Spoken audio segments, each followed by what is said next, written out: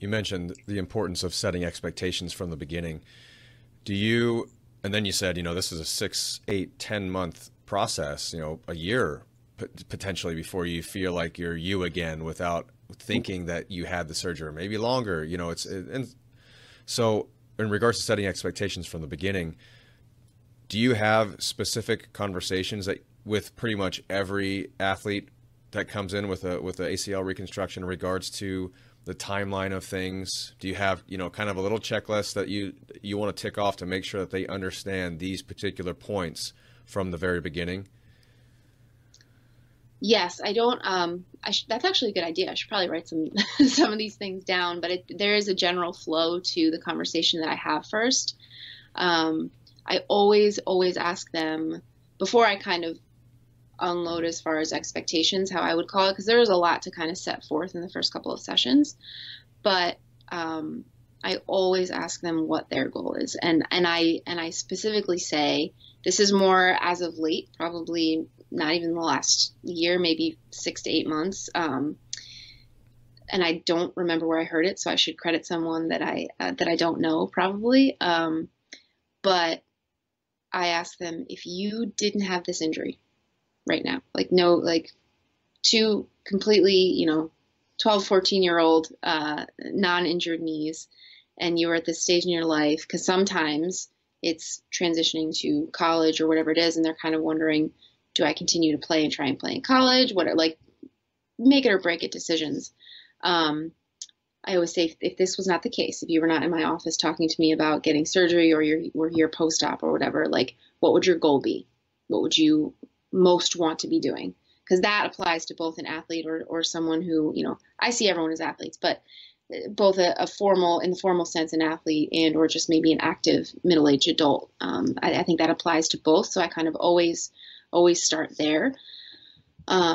And then you can start to get a sense, a lot of times, if they say, well, I would want to do this, but I should probably, now that I have this. And so that they can a lot of times they'll fall back into that. And, I'll sort of catch them there and say, well, let's talk about a couple things as far as, yes, is this going to be difficult? Is this going to take a lot of time?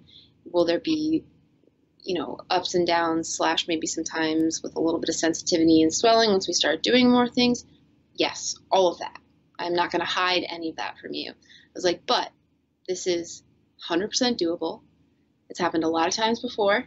It's happened to me and I'm here and I'm doing, you know what I mean? And that is obviously a card I can pull because it's happened to me. And I had, at the time, decent rehab, but I could still do everything that I want to do right now. And it didn't hinder any of my goals really. So that is sometimes a card that I can pull, but I do kind of explicitly have that conversation. I would say I just had someone come into me last week, pre-op, referred to me from someone else. And the whole session, I didn't take a ton of measurements. I kind of was like, she is a young kid. She plays adult lacrosse, and we did a lot of just kind of okay, you can do this, that, and the other thing prior to surgery. We're going to focus on these things. And then it, as far as expectations, what to expect immediately after surgery. Because I think sometimes people are like, well, am I going to lose a ton of ground? Should I wait for surgery?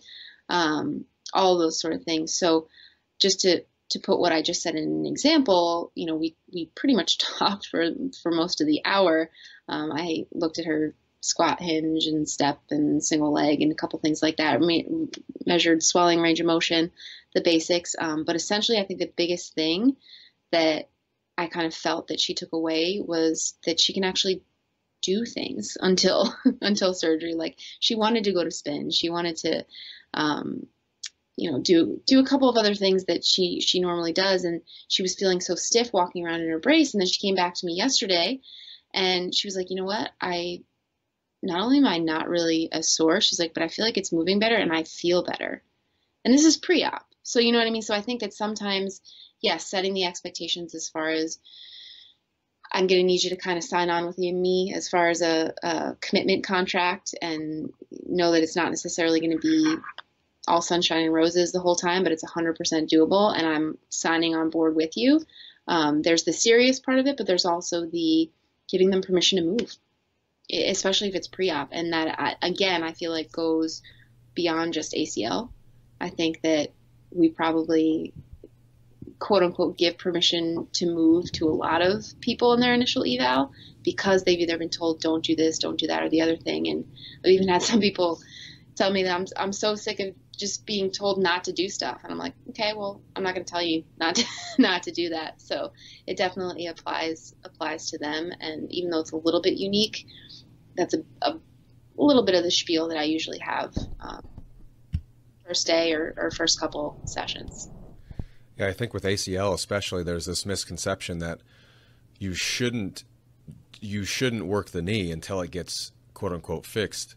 Yep. And we know that the stronger you are going in, the more muscle mass you have going in, the better you are coming out of it.